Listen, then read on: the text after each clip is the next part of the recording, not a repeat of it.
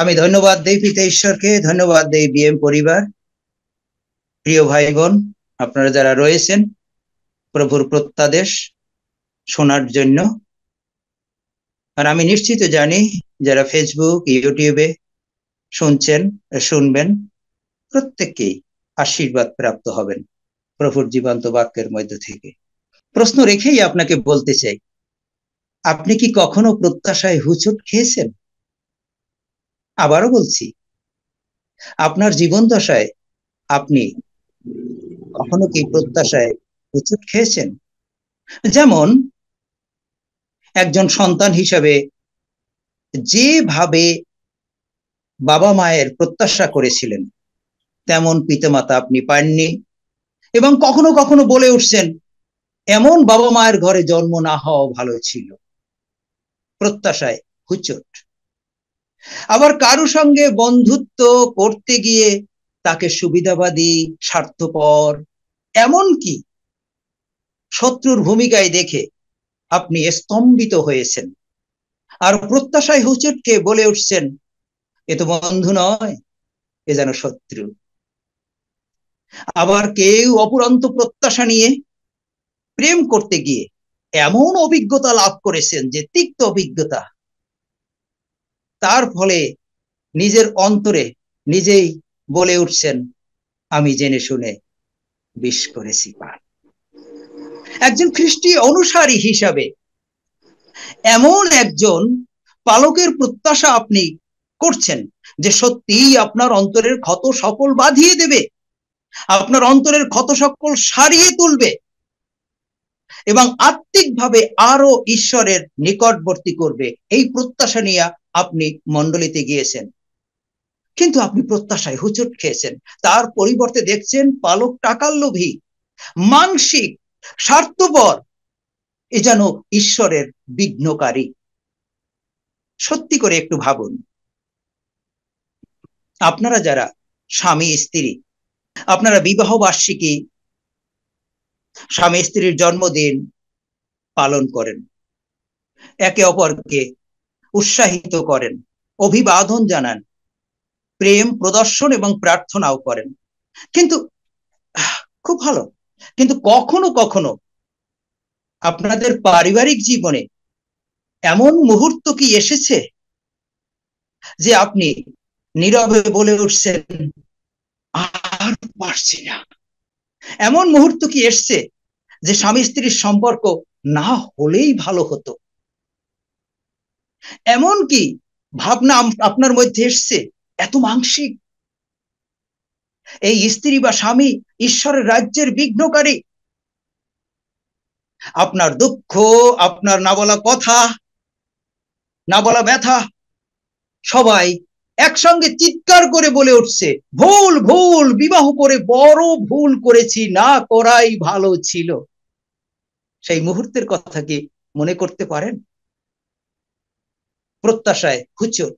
আবার এমন কি কখনো মনে হয়েছে অমুকের মতন যদি স্বামী পেতাম, একজন ধার্মিক ব্যক্তি, অথবা অমুকের মতন যদি একজন স্ত্রী পেতাম আমার পাশে থাকতো, তাহলে কত প্রাণবন্ত ভাবে ঈশ্বরের রাজ্যের পরিচর্যা করতে পারতাম। কিন্তু আমি ফুল না পেয়ে কাটা গলায় মালা দিয়েছি, অতএব ঘাড় যেদিকেই ফিরাই কাটা সেদিকেই গাথে। এ যেন স্ত্রী না, এ যেন কাটা, এ যেন স্বামী না, এ যেন কাটা, এ যেন ঈশ্বরের রাজ্যের বিঘ্নকারী। আপনি এই ধরনের প্রত্যাশায় যদি হুচট খান, এটি স্বাভাবিক, এটি স্বাভাবিক। যদি এই ধরনের চিন্তাও করে থাকেন, এটি স্বাভাবিক। যদি এই ধরনের কথা বলেও থাকেন, এটাও স্বাভাবিক। যদি এই ধরনের পরিবেশের মধ্যে থেকে যান, এটাও স্বাভাবিক। কিন্তু এটি স্বাভাবিক না যদি এই চিন্তাগুলো, এই কথাগুলো, এই ভাবনাগুলো আপনি অন্তরে স্থান দিয়ে লালন পালন করেন, তাহলেই আপনার মধ্যে ক্ষমাহীনতা এবং বিষ নামক তিক্ততার বৃক্ষ আপনার অন্তরে উৎপন্ন করবে, যার পিছনে রয়েছে ওই দিয়াবল। শেষ পর্যন্ত আপনার ফ্যামিলি ভেঙে টুকরো টুকরো হয়ে যাবে, যার জন্য আজকে মণ্ডলীতে খ্রিস্ট পরিবারে ডিভোর্সের সংখ্যা দিন দিন বাড়ছে। অতএব আপনি কি করবেন? এর থেকে কিভাবে পরিত্রাণ পেতে পারেন? এই প্রত্যাশায় হুচট খাওয়া থেকে। একটি উদাহরণ দিচ্ছি, একটি পরিবার তারা যিশুকে গ্রহণ করলেন, হাজব্যান্ড পালকীয় কাজ করেন, একেবারে বলা যায় 5 তালন্ত, এত বেশি অ্যানয়েন্টেড, কিন্তু স্ত্রী অমন নয়। আর স্ত্রীকে বারবার অভিযোগ করত, আমার মিনিস্ট্রি দিন দিন বাড়ছে, তুমি 1 ঘন্টা প্রার্থনা করতে পারো না, তুমি এখনো পবিত্র আত্মায় বাপ্তিস্ম পাওনি, পরভাষায় প্রার্থনা করতে পারো না, আমার মিনিস্ট্রিতে পুলপিটে দাঁড়িয়ে একদিন তুমি প্রচার করতে পারো না, অথচ তুমি আমার স্ত্রী। আমি ভুল করছি। ওই পালক বাবু তার স্ত্রীকে বলছে, আমি ভুল করেছি তোমাকে বিবাহ করে। বলছে, দেখো, তার স্ত্রী বলছে, আমি তো তোমার মতন অত বুঝিয়ে সুঝিয়ে কথা বলতে পারি না। পারো না কারণ পবিত্র আত্মায় বাপ্তিস্ম পাওনি, কারো না কিন্তু ঈশ্বরের কাছে চাও না, চাইলে পাওয়া যায়। আর পালক তো অনেক ঈশ্বরের বাক্য জানেন, এ বাক্য সে বাক্য দিয়া অনেক সুন্দরভাবে স্ত্রীকে মানে পারো না, হবে না, ইত্যাদি ইত্যাদি এ সমস্তই বুঝাচ্ছে। তারপরে মিনিস্ট্রি বাড়তেছে এবং মন্ডলীয় প্রত্যাশা করে যেন পালকের স্ত্রী পালকের পাশে দাঁড়ায়, আজকালকার যা ট্রেডিশন। অথচ সমুয়েলের স্ত্রীর কোনো ভূমিকাই দেখি না সমুয়েলের পরিচর্যায়, যদি পুরো সমুয়েল পুস্তক পড়েন। তো যাই হোক, আমি বলছি না যে তার স্ত্রী পরিচর্যা করবে না, পিতর তার স্ত্রীকে নিয়ে পরিচর্যা করতেন। তো তারপরে পালক একেবারে সত্যিকার হতাশ যে আমার স্ত্রীকে নিয়ে আর পারছি না। একদিন প্রার্থনা করছে আর তার স্ত্রী ঘুমাচ্ছে। তাকে বলছে, কি করছো পালকের স্ত্রী হিসাবে, শুধু খাচ্ছ আর ঘুমাচ্ছ, প্রার্থনা করো, পবিত্র আত্মার কাছে যাচনা করো। স্ত্রী বলল, আমি তো তোমার মতন অত বুঝে উঠতে পারি না। আর ওই পালক ধমকানি, না তোমাকে দিয়ে হবে না, তুমি সত্যি ঈশ্বর রাজ্যের বিঘ্নকারী। একদিন পালক অফিসে যাচ্ছেন, দরজার সামনে দাঁড়িয়েই শুনতে পাচ্ছেন তার সেক্রেটারি, ইয়াং, স্মার্ট, বিউটিফুল, জগতের দৃষ্টিতে পরভাষায় প্রার্থনা করছে এবং চিৎকার করে বলছে, প্রভু আজকে উপবাস, যেন আগামীকালকে উপবাস থাকতে পারি। পালকের অন্তরে যেন একেবারে শেলবিদ্ধ হচ্ছে, ইস, আমি তো এমনই স্ত্রী চেয়েছি। এরকম যদি একজন স্ত্রী আমার থাকতো, তাহলে আমার পরিচর্যা আরো কোথায় যেত, আমার আত্মিক জীবন আরো কোথায় যেত। পালক দরজার পাশে দাঁড়িয়ে দাঁড়িয়ে ভাবছে। দরজাটা খুলতেই সেক্রেটারি তাকে অভিবাদন জানালেন, গুড মর্নিং পালক, হ্যাঁ আপনার সঙ্গে আমার একটু কথা আছে, আমার মিনিস্ট্রির দিকে আপনার একটু ভালো করে খেয়াল রাখতে হবে। সেক্রেটারিকে বলছেন, বলছে, হ্যাঁ পালক বাবু, আমি তো যথাসাধ্য চেষ্টা করছি। বলছে, না ওরকম না, আরো আন্তরিক হতে হবে। বলছে, আমি তো সমস্ত অন্তর দিয়েই করছি। বলছে, ওরকম না, আরো অধিকার নিয়ে। সেটা কিরকম, আপনি একটু যদি খুলে বলেন, একটু ভেঙে গুরু গুরু করে বলেন, যদি আমি বুঝতে পারি। তো বলছে, আমি চাচ্ছি আপনি আমার সহধর্মিনী হন, তাহলে আমরা আহ একেবারে সদল বলে পরিচর্যা করতে পারবো। কারণ আপনিও অ্যানয়েন্টেড, আমিও অ্যানয়েন্টেড। আমারও স্ত্রী শুধু ঘুমিয়ে কাটায়, ও বোঝে না ঈশ্বরের বাক্যের গভীরতা, ওর কোনো রিভেলেশন নাই, ওর কোনো প্রত্যাদেশ নাই, ওর কোনো ড্রিম নেই। এখন সেক্রেটারি বললেন, আপনার তো স্ত্রী আছে, যদি তাকে আপনি ডিভোর্স না দেন তাহলে তো আমি বিবাহ করতে পারি না আপনাকে। উনি বললো, যথাসাধ্য আমি মন্ডলীর এল্ডারগণের সঙ্গে কথা বলে তাকে ডিভোর্স দেব, কারণ মন্ডলীর এল্ডারগণের সঙ্গে ইতিমধ্যে আমি আলোচনা করেছি। তারা বলছে, পালক বাবু আপনি যেটি সিদ্ধান্ত নেন, আপনি আমাদের পরিচালক, আমরা আপনার সঙ্গে রয়েছি। তো সেক্রেটারি বলল, ঠিক আছে, যদি আপনার স্ত্রীকে এভাবে আপনি পরিত্যাগ করেন তাহলে আমি আপনার স্ত্রী হতে পারি। পালক বাবু তো একেবারে নাচতে নাচতে বাড়ি গিয়েছে, হাসতে হাসতে। এবারে মিনিস্ট্রি ঠেকাবে কে? আয় রে বাপ রে বাপ, এবারে আমার পরিচর্যা চলবে সাংঘাতিক ভাবে, বাস ধুমধাম। কারণ স্ত্রীর দ্বারা হুচট খেয়েছেন পালক বাবু, এখন ভালো স্ত্রী খুঁজে পেয়েছেন। এবং পালক বাবু তার স্ত্রীকে বলছে, দেখো আমরা অবিশ্বাসী ছিলাম, তারপরে বিশ্বাসী হয়েছে, আমি যদি বিশ্বাসী হতাম তোমাকে আমি কখনোই বিবাহ করতাম না। তোমার কোনো অ্যানয়েন্টিং নেই, কোনো অভিষেক নেই।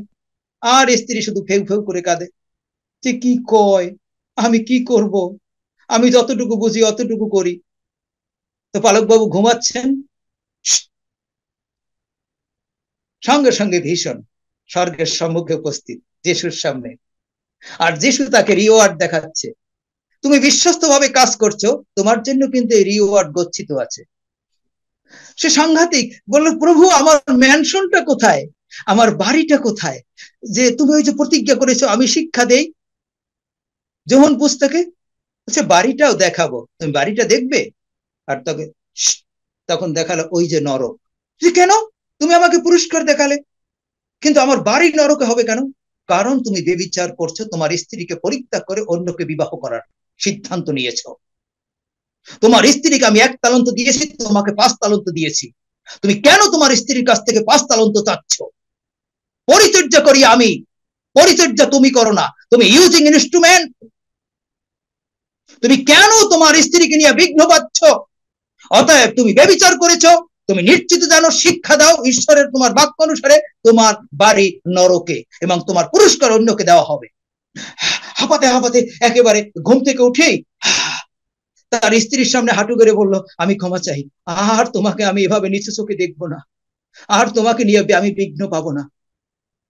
তো আমি সেক্রেটারিকে বিবাহ করার সিদ্ধান্ত নিয়েছিলাম, যেটা তোমাকে বলিও নাই, আমাকে তুমি ক্ষমা করে দাও।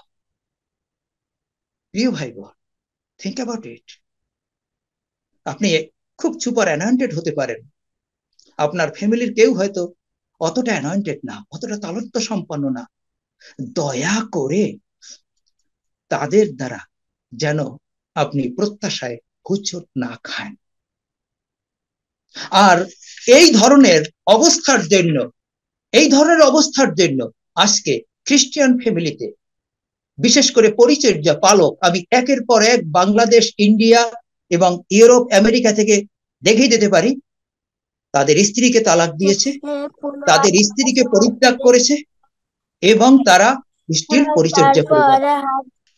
কিন্তু পবিত্র বাইবেল যদি দেখি, আপনার হাজবেন্ড যদি জাগতিক হয়ে থাকে, আপনার স্ত্রী যদি জাগতিক হয়ে থাকে, আপনি কি তাকে পরিত্যাগ করতে পারেন? আপনার বুদ্ধির অভাবে, আপনার বিবেচনার অভাবে আপনি হুচট খাচ্ছেন। আপনার দুঃখ থাকতে পারে, আপনার কষ্ট থাকতে পারে, এটি বাইবেলে লেখা রয়েছে, যা আপনাদেরকে দেখাচ্ছি। কিন্তু পরিত্যাগ করা কোনোভাবেই এটি ঈশ্বরের ইচ্ছা না। অনেকে কি বলবে জানেন, এরা এরা এরা খুব সোজা ভাবে ঈশ্বরের বাক্যকে একটা জায়গা থেকে তুলে আর একটা জায়গা থেকে তুলে 2-3টা বাক্য মিলিয়ে একটা মেসেজ তৈরি করে মানুষদেরকে বুঝ দিয়ে দেয়। যখন কোনো প্রেক্ষাপটে কথা বলতে হয়, তাহলে সমস্ত বাইবেল খুঁজতে হয় যে ওই ভার্সের উপরে কোন কনটেক্সট রয়েছে, কোন প্রেক্ষাপট রয়েছে, এবং তাদেরকে বলা হয়েছে, কি জন্য বলা হয়েছে, এই সমস্ত বিশ্লেষণ করে তারপরে উপসংহার এটি আত্মপ্রকাশ করতে হয়। অতএব প্রিয় ভাই বোন, আমি জানি আপনাদের মনে ইতিমধ্যে প্রশ্ন জেগেছে যে এমন স্বামী নিয়ে আমি কেমন করব, বলে দিচ্ছি। এমন স্ত্রী নিয়ে কেমন করব, বলে দিচ্ছি। এমন সন্তান নিয়ে আমি কেমন করব, ঈশ্বরের বাক্য কিভাবে বলছে, ভালো করে শুনুন, প্রশ্ন ঈশ্বরের বাক্যে পেয়ে যাবেন। মথি 19 অধ্যায় যদি 3 থেকে 10 পদ পর্যন্ত পড়ি, এখানে স্ত্রীকে পরিত্যাগ করার কথা লেখা রয়েছে। আর এই জায়গাটাকে কোট করে, যে বেবিচার করে তাকে পরিত্যাগ করো। প্রিয় ভাই বোন, ভালো করে শুনুন, ডিভোর্স ঈশ্বর ঘৃণা করেন। ইয়েস, অতএব আমিও ডিভোর্সকে ঘৃণা করি, এবং আপনারাও এটা শিখুন। তাহলে এখানে লেখা রয়েছে, ফরসীরা যিশুকে পরীক্ষা করার জন্য 19 অধ্যায় মথি 3 পদ তাদের কাছে এসে বললেন, মসির আইন কানুনের মতে কোন কারণে স্ত্রীকে ছেড়ে দেওয়া আমাদের পক্ষে উচিত? যিশু উত্তরে বললেন, আপনারা কি পড়েননি? Listen carefully.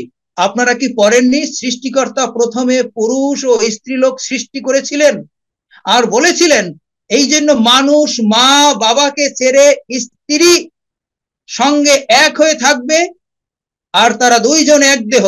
এই জন্য তারা আর দুই নয়, কিন্তু একই দেহ।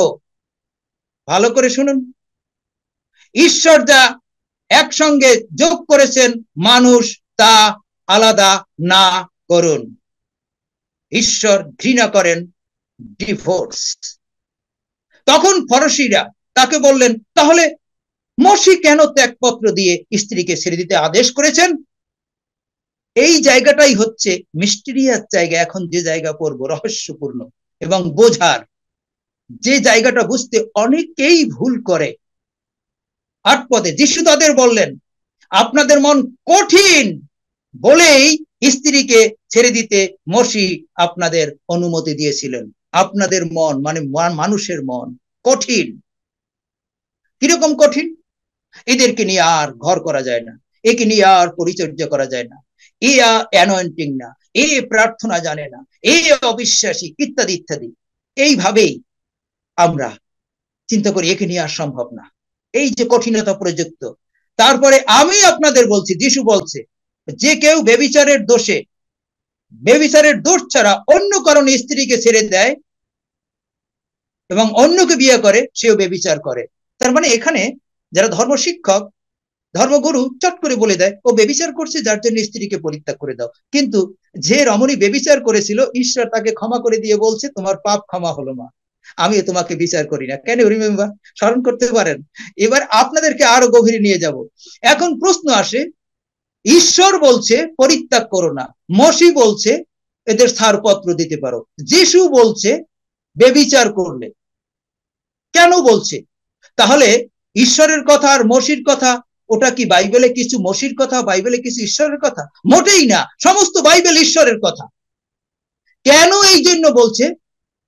কারণ মানুষ চাচ্ছে তারা স্ত্রীকে পরিত্যাগ করবে, মানুষ চাচ্ছে ডিভোর্স, এবং সেটি ঈশ্বর মসিকে বলেছে যাও, মানুষ যখন চাচ্ছে এটি এই করো।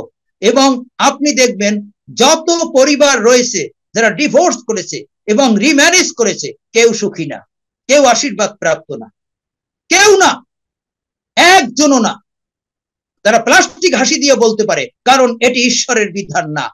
তারপরে আরেকটি উদাহরণ দেই, মানে কঠিনতা প্রযুক্ত মসির মধ্যে থেকে ঈশ্বর এই কথা বলছে, যাও, ওরা চাচ্ছে ওদের স্ত্রীকে পরিত্যাগ করবে, এই কন্ডিশনে ওদেরকে পরিত্যাগ করতে বলো।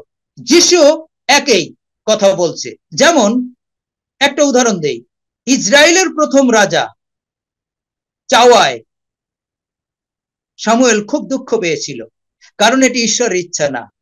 কিন্তু ঈশ্বর কি বলছে? যাও, ওদেরকে গিয়ে বলো তোমাদেরকে রাজা দেব, ওরা যখন রাজা চায়, কিন্তু সেই রাজা তোমাদেরকে এই কষ্ট দেবে। একইভাবে মানুষ যখন স্ত্রীকে পরিত্যাগ করতে চায়, আমি যা যোগ করছি ভাঙতে চায়, যাও ওদেরকে করতে বলো। এই জন্য যিশু বলছে ব্যভিচার করা। অতএব ডিভোর্স আমি ঘৃণা করি, ডিভোর্স ঈশ্বর ঘৃণা করে। সংসার ভেঙে যাবে, সংসার টুকরো টুকরো হবে, এটি ঈশ্বরের কোনো ইচ্ছা নয়, এটি মানুষের ডিজায়ার, এটি ঈশ্বরের ডিজায়ার না। আরো আপনাদেরকে পরিষ্কারভাবে ব্যাখ্যা দিলে আপনারা বুঝতে পারবেন। চলুন আমরা চলে যাই একেবারে প্রজ্ঞার পুস্তকে, ইয়োব 2 অধ্যায় 9 পদ। ইয়োব এবং তার স্ত্রীর ব্যাপারটা একটু চিন্তা করি, কেমন স্ত্রী ছিল। 2 অধ্যায় 9 পদে ইয়োব স্পষ্ট লেখা আছে, তখন তার স্ত্রী তাকে বললেন, তুমি এখনো দাবি করছো যে তুমি নির্দোষ। ইয়োবের স্ত্রী ইয়োবকে বলছে, ঈশ্বরকে দোষ দিয়ে মরে যাও, ঈশ্বরকে অভিশাপ দিয়ে মরে যাও। তার মানে একেবারে ডিরেক্ট শয়তানের এজেন্ট হিসাবে কাজ করছে। ইয়োব পুস্তক যদি পড়েন, দুঃখ করে বলছে, আমার স্ত্রী আমার নিঃশ্বাসে দুর্গন্ধ পায়, যার জন্য আমার কাছ থেকে দূরে থাকে, আমাকে সবাই পরিত্যাগ করছে, সবার কাছে আমি বিদেশি হয়ে গেছি, ইভেন তো আমার কর্মচারী, আমার প্রিয়জন, শেষ পর্যন্ত স্ত্রীর কথা বলছে। আর শুধু তাই না, সেই স্ত্রীর কাছ থেকে তাকে শুনতে হয়েছে, যে স্ত্রী দেখেছে ইয়োব কত প্রক্রিয়া ত্যাগী, কত ভয়শীল, কত ঈশ্বরের ঘনিষ্ঠ, কত ঈশ্বর প্রেমিক, যে স্ত্রী একেবারে স্বচক্ষে এর মতন আর কেউ উপলব্ধি করেনি, এত কাছের আর নেই। সেই স্ত্রী বলছে ঈশ্বরকে দোষ দিয়ে তুমি মরো। এবারে ইয়োব 42 অধ্যায় 10 থেকে 13 পদ যদি পড়ি, ইয়োব সবকিছুর আগের চেয়ে ঈশ্বর ইয়োবকে দ্বিগুণ দিলেন, এবং এই স্ত্রীর গর্ভে 7 জন ছেলে, 3 জন মেয়ে, এবং পৃথিবীর মধ্যে সেই মেয়েরা ছিল সুন্দরী। কেন ইয়োব সুস্থ হওয়ার পরে বলতে পারতো না যে না, এই স্ত্রীকে দিয়া আর মিনিস্ট্রি চলবে না, এই স্ত্রীকে দিয়া আর সংসার চলবে না, এই স্ত্রীকে দিয়া আর কিছু করা সম্ভব না, কারণ ইয়োব জানতো ঈশ্বর যা যোগ করছে এটি সেপারেট, ঈশ্বর করবেন, এটি আমার দায়িত্ব না। সে যত দিয়াবলিক হোক, সে যত খারাপ হোক, অর্থাৎ ঈশ্বর যা যোগ করছে ওখানে কোনোভাবেই আমি বিয়োগ করার জন্য পদক্ষেপ নেব না। সে যত আমার ক্ষতি করুক, যত আমার বিপক্ষে দাঁড়াক। অতএব আপনার পরিবারে এমন থাকতে পারে ডিরেক্ট দিয়াবলের পক্ষ হয়ে আপনার স্বামী অথবা আপনার স্ত্রী পরিচর্যায় বিঘ্ন করতে পারে, ইভেন তো আপনার মৃত্যু চাইতে পারে, পরিচর্যার আপনার জীবনের পথের মৃত্যু চাইতে পারে, কিন্তু আপনি প্রত্যাশায় থাকুন। আপনি যার সেবা করেন, দয়া করে মনে রাখুন আপনি কার সেবা করছেন? আপনার স্ত্রীর না। আপনি যার সেবা করছেন সে সর্বশক্তিমান, তার কাছে অসম্ভব বলে কোনো কিছু নেই। অতএব আপনার স্বামী অথবা স্ত্রী যদি দানবী হয়, যদি হয়, একদম ভয় পাবেন না, কারণ ঈশ্বর সমস্ত অবস্থায় আপনাকে সাহায্য করবে এবং তার কোনো পরিকল্পনা আপনার জীবন থেকে নিষ্ফল হবে না। একদম পরিষ্কার। হয়তো আপনার সংসার হতে পারে কি সিংহের গর্ত, আপনার সংসার হতে পারে সদ্রক মৈশক অবেদনগরের আগুনের মতন, আপনার সংসার হতে পারে মৃত্যু ছায়ার উপত্যকা। মৃত্যু ছায়ার উপত্যকায়ও আপনি অমঙ্গলের ভয় করবেন। আপনার সংসার যাই হোক না কেন, আপনার স্বামী স্ত্রী সন্তান যেই হোক না কেন, যতই বিঘ্নকারী হোক না কেন, আপনার জীবনের কোন পরিকল্পনা নিষ্ফল হবে না, because of god, because of his পাওয়ার। তো যার জন্য ফ্যামিলি ভেঙে ফেলা, নতুন ভাবে চিন্তা করা, এ সমস্ত মানুষের ধারণা, এটি ঈশ্বরের ইচ্ছা না। আরেকটি জায়গায় চলুন আমার সঙ্গে, লোট এবং তার স্ত্রী। ও বাপরে বাপ, প্রভু যিশু নিজে বলছে লোক 17:31 অধ্যায়, লোক 17:31 এবং 32 পদে লেখা রয়েছে, তোমরা লোটের স্ত্রীর কথা স্মরণ করে দেখো। মানে এত জাগতিক ছিল, অথচ লোট ছিল ঈশ্বরের দৃষ্টিতে ধার্মিক। এবং লোট যে দেশে ছিল, সে দেশে মদ, সে দেশে ব্যভিচার, সে দেশে টাকা এবং ঈশ্বরবিহীন জীবন যাপন, সেই সদম গমরার কথা বলছি। কিন্তু লোট তো সিদ্ধান্ত নেয়নি যে আমার স্ত্রীকে আমি পরিত্যাগ করব। এটি পুরো জাগতিক। আদি 19 অধ্যায় 26 পদে লেখা রয়েছে, লোটের স্ত্রী লোটের পিছনে পড়ে পিছনের দিকে ফিরে তাকালেন, আর তাতে তিনি লবণের একটা থাম হয়ে গেলেন। আপনি চিন্তা করতে পারেন, এদিকে স্বর্গ থেকে সেই আগুন পড়ছে, ধ্বংস হয়ে যাবে, স্বর্গদূতরা টানছে তাড়াতাড়ি, তারপরও সে তাকায় তার ঘর বাড়ি আসবাবপত্র সোনা দানা এই সমস্ত জাগতিকতার দিকে। মানে কতটা জাগতিক হতে পারে? বাইবেলে যত জাগতিক লোক রয়েছে, মানে জাগতিক হার্ট, জগতের প্রতি প্রেম, তার মধ্যে লোটের স্ত্রী ওয়ান অফ দেম। এই স্ত্রী একজন ধার্মিকের ঘরে ছিল, আর সেই ধার্মিকের হৃদয়ের অবস্থাটা কেমন ছিল সেটা দেখুন। 2 পিতর 2 অধ্যায় 7 এবং 8 পদ। লোটকে তিনি রক্ষা করেছিলেন, মানে ঈশ্বর। লোট ঈশ্বর ভক্ত লোক ছিলেন। সেখানকার আইন কানুন, সেখানকার মানে সদম গোমরা, সেখানকার আইন কানুন অন্যায়কারী লোকদের লম্পটতায় তিনি কষ্ট পেতেন। এবং 8 পদে লেখা রয়েছে, লোটের অন্তরে খুব ব্যথা পেতেন। এই যে ঈশ্বরবিহীন ভাবে তার স্ত্রী, তার সন্তান, তার হবু জামাই, মানে তার সন্তানদের যাদের বিবাহ হবে তাদের, এবং যারা রয়েছে লোকজন, প্রত্যেকের অনৈতিক আচরণে, ঈশ্বরবিহীন আচরণে লোট সাংঘাতিক ব্যথিত হতেন। লোট তো সিদ্ধান্ত নিতে পারতো, আমার স্ত্রীকে আমি তালাক দেব, আমার স্ত্রীকে আমি ডিভোর্স করব, আমি পরিপূর্ণভাবে পরিচর্যা করব। একে নিয়ে হয় না, কারণ লোট জানতো ঈশ্বর যা যোগ করেছে মানুষ তা বিয়োগ না করুক, এটি আইন লঙ্ঘন। অতএব প্রিয় পাস্টররা, প্রিয় পরিচর্যাকারী, প্রিয় খ্রিস্টানরা, আপনারা যারা যেখান থেকে শুনছেন, আপনার হাজবেন্ড যদি হিন্দু থাকে অসুবিধা নেই, যদি মুসলিম থাকে অসুবিধা নেই, থাকতে দেন তাকে। সাধু পৌল এই কথা প্রকাশ করেছে 1 করন্থীয় 7 অধ্যায়, পড়ে দেখবেন। থাকতে দিন, থাকতে দিন। ঈশ্বর যা যোগ করেছে মানুষ তা বিয়োগ না করুক, ঈশ্বরের আইনে হাত না দেব। আরেকটি জায়গায় চলে যাই, নাবল এবং অবিগল। প্রথম সমুয়েল যদি আমরা দেখি 25 অধ্যায়, এখানে স্পষ্ট দেখতে পাই যে নাবল এবং অবিগল, এবং অবিগল ছিল সুন্দরী এবং বুদ্ধিমতী। তাহলে অবিগল তো নাবলকে পরিত্যাগ করতে পারত। নাবল ছিল একজন কর্কশ ব্যক্তি, বকাঝকা করত, খুব রাগী বিপরোয়া ব্যক্তি, ঈশ্বর ভয় করত না। কিন্তু অবিগল সুন্দরী, নারীরা যদি সুন্দরী থাকে এটা তার একটা বিরাট দিক, অনেক পুরুষ আকর্ষিত হয়। তারপরে যদি বুদ্ধি থাকে, ব্রেডের উপরে বাটার, এত আশীর্বাদ প্রাপ্ত, তাহলে অবিগল নাবলকে কেন পরিত্যাগ করলো না? অবিগল জানতো ঈশ্বর যা যোগ করছে মানুষ তা বিয়োগ না করুক। অবিগল জানতো আমার হাজবেন্ড যদি মারা না যায়, এরপরে আমি অন্য কাউকে যদি বিয়ে করি তাহলে বেবিচার করছি, ঈশ্বরের আইন লঙ্ঘন করছি। অতএব হুট করে একটি ভার্স নিয়ে যিশু বলছে বেবিচার করো আর পরিত্যাগ করে দাও, নেভার। কোন বেবিচারী স্ত্রী যদি এসে বলে আমাকে ক্ষমা করে দাও, আপনি কি ক্ষমা করবেন না? ইয়েস, ঢাকা থেকে আমার ফোন আসছে, বেবিচার করেছে। হাজবেন্ড বলছে, তার মেয়েকে ডাকলাম, তোমার মা বেবিচার করেছে? ইয়েস। তাকে বললাম তুমি বেবিচার করেছো? ইয়েস। আমি খুব রেগে গিয়েছিলাম, সত্যি সত্যি বলে, কারণ অনেক ভালোবাসি তো। তাকে বললাম এই কাজটা কেন করলেন? সাধু পৌলের মতন রেগে গিয়েছিলাম।